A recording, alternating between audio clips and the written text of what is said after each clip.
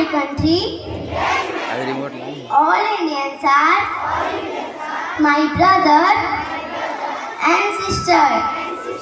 I love my country and I am proud of its seat and very dedicated. I shall always strive to be worthy of it. I shall respect my parents, teachers and elders. I shall treat everyone with courtesy. To my country and my people, I place my devotion.